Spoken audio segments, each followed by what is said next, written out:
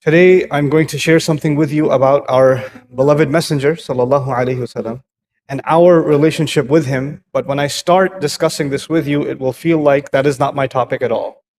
By the end, I hope to see that it is, in fact, what I want to share with you. For myself personally, this is one of the most powerful lessons I ever studied in the Quran. And I'm very moved by this lesson. I pray that I'm able to communicate some of the beauty and the power of what I was honored to study and to learn from this surah. This lesson belongs to Surah Yaseen, the 36th surah of the Quran. Allah Azza wa Jal describes in this surah a unique story of prophets. Typically you find that Allah Azza wa Jal sends one Rasul to one town. But in this case, Allah Azza wa Jal says, إِذْ أَرْسَلْنَا إِلَيْهِمُ اثْنَيْنِ Allah sent two messengers to them. And the nation rejected both of those messengers. فَعَزَّزْنَا بِثَالِثٍ Then Allah says we reinforced them with a third one.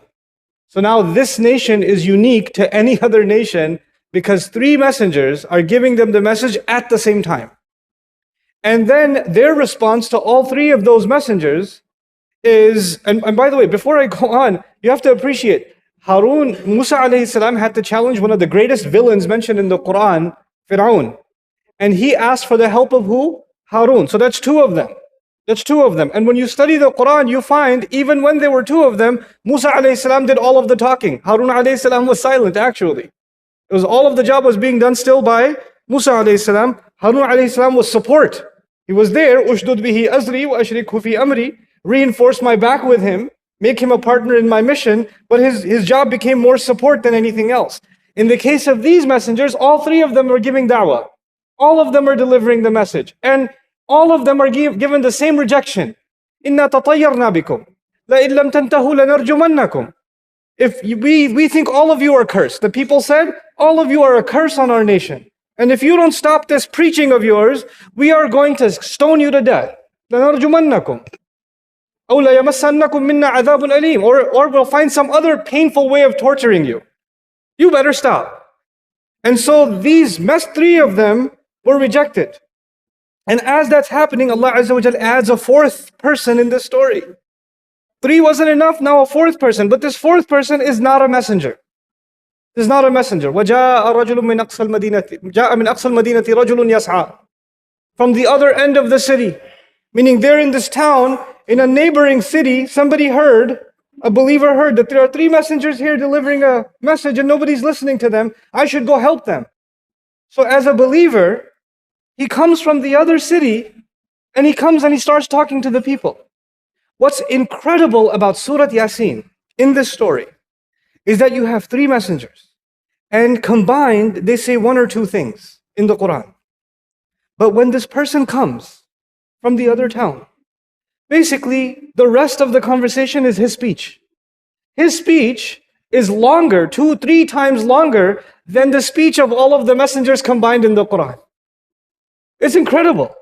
In our capacity, it would be like, you say when somebody more knowledgeable is available, you should be quiet, right? The old Arabic saying is, أَغْنَى الصَّبَاحُ عَنِ الْمِصْبَاحِ When the morning is there, the lamp is unnecessary, right? So the point they're trying to make is, if somebody more knowledgeable is there, you should be quiet. Three messengers are there. Three of them are there. And he feels the need to speak. We would think, three of them are there, I should just listen to them, not talk. In their presence, why should I talk? Allah taught us something.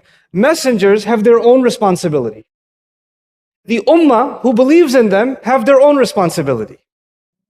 The messengers will do their job, the believer will do his job or her job. And they cannot replace each other's job. They cannot say, well, the messenger is already there, so I don't have to do it. No, you still have to do it. And he speaks in the Quran. His speech is recorded longer than all of those messengers. Now, the lesson being taught here, now we come to our messenger, sallallahu alaihi wasallam. The lesson being taught here is that the believer cannot say, well, the messenger came, he already did what had to be done, my responsibility is over. You see? What does Allah do in Surah Yaseen after that? Right after this story, Allah describes something, and this is where I need your attention. Allah describes something that seems like it's not related at all. He says he starts talking about the sun and the moon. He starts talking about the sun and the moon. And he says about the moon, وَالْقَمَرْ قَدَّرْنَاهُ مَنَازِلْ حَتَّى عَادَ كَالْعُرْجُونِ الْقَدِيمِ we make the moon go through different phases. We especially pay attention to the phases of the moon in the month of Ramadan. So he says the moon goes through phases. And he talks about the sun. And then he adds one statement. He says, لَلشَّمْسُ يَنْبَغِي لَهَا أَن تُدْرِكَ الْقَمَرِ وَلَا اللَّيْلُ سَابِقُ النَّهَارِ. The sun, it's not appropriate for the sun to get ahead of the moon. And the night cannot come before the day. وَكُلٌّ فِي فَلَكٍ يَسْبَحُونَ. Every one of them has their place. They are moving in their own place. Everything has its own job. The story right before was, messengers have their own job, and followers have their own job. And now Allah says, just like that, what has their own job? The sun has its own job, and the moon has its own job. So, and now as we come to Rasulullah sallallahu alaihi wasallam, why is this so powerful? Our messenger, alayhi salatu wasalam, in Surah Al-Ahzab, Allah Azza wa Jal was describing him. He was talking to him and telling him what role he has to play.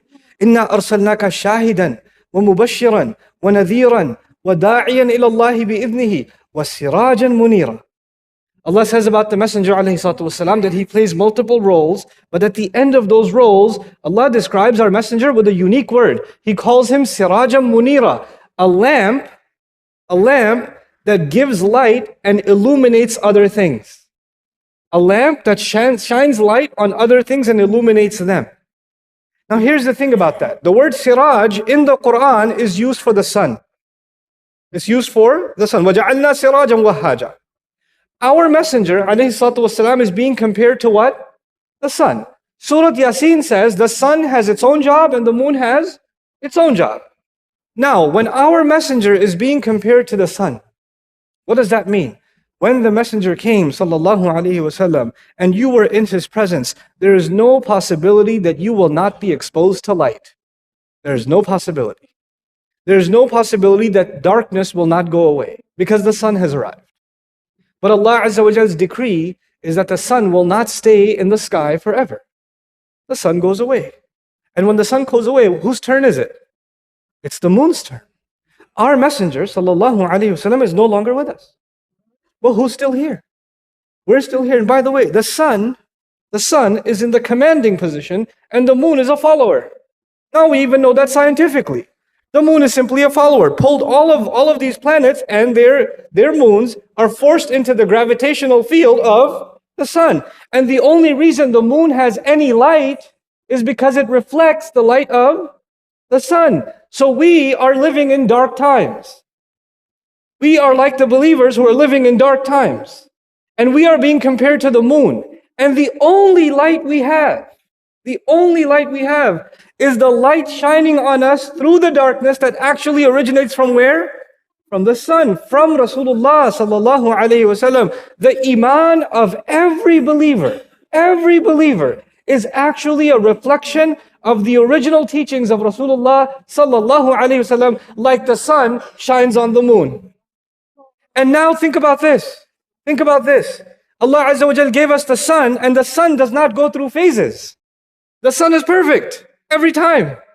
But the moon, sometimes it's a full moon and sometimes it's a very weak moon. Just like the believer, we don't stay the same.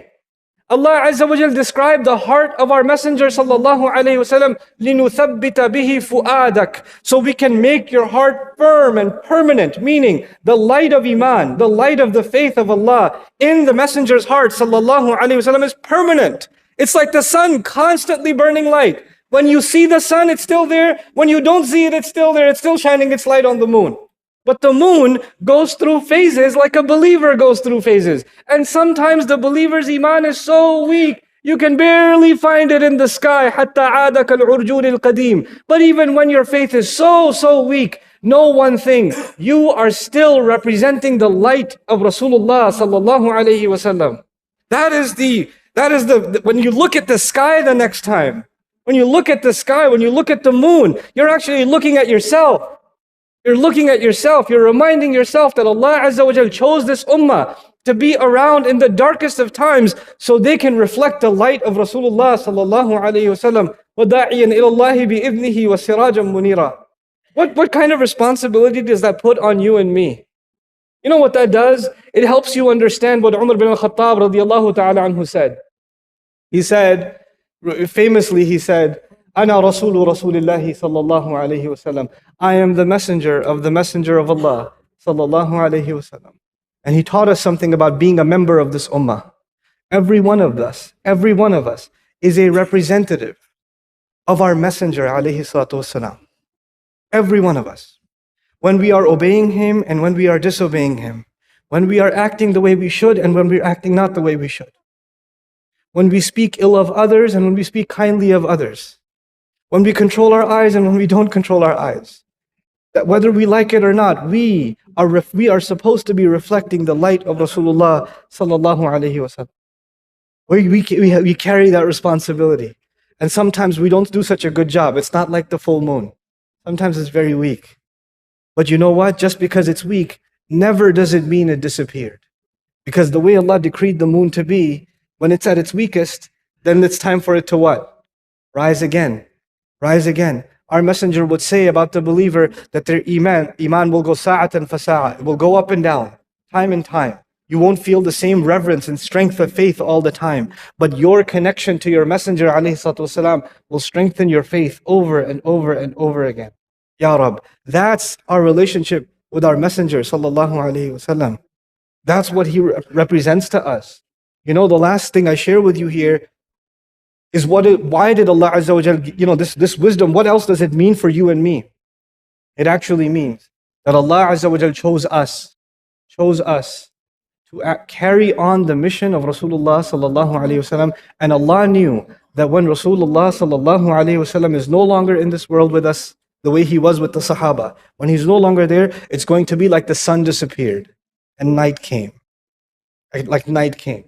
And when night comes, there's hopelessness. There's darkness, there's fear, there's anxiety, there's ignorance. What do I mean by ignorance? In the daytime, you can find your way. In nighttime, you can get easily lost. In the daytime, the same street is safe. At nighttime, the same street is dangerous. In the daytime, there's life. At nighttime, there's death, there's stillness. Allah Azza wa Jal chose this ummah to be the only source of light in the darkness. When everybody else is surrounded by darkness, He chose us to be the moon. He chose us for people to find light and find some hope. And when they see us, they see some glimpse of Habibuna sallallahu alayhi wasallam. That is what you and I are supposed to be. That is what Allah Azza wa Jal has given us. You know, inshallah, in the next time I speak about Rasulullah sallallahu alayhi wasallam, we'll talk about one of the most powerful ayat of the Quran, where Allah Azza wa Jal himself sends salawat upon the Messenger alayhi salatu wasalam. And it's actually related to this lesson. So we'll discuss that at another time. But for now, I want you to reflect and really do think that Allah, whatever signs Allah has given us, the sun, the moon, the wind, the trees, every one of those signs, behind them is a lesson. Behind them is a lesson. And so the believer will never look at the sun the same way again. The believer will never look at the moon the same way again. Now you don't have to listen to a khutbah about the Messenger of Allah sallallahu alaihi wasallam to be reminded to say sallallahu alaihi wasallam. You just have to look out and the sun is coming up and you say sallallahu alaihi wasallam. The sun is now a reminder of Rasulullah sallallahu alaihi wasallam. That is the beauty of this Quran. It never, once you embody its view, you can never escape reminder. You can never escape reminder. And we can never escape our connection to our beloved Habib sallallahu alaihi wasallam.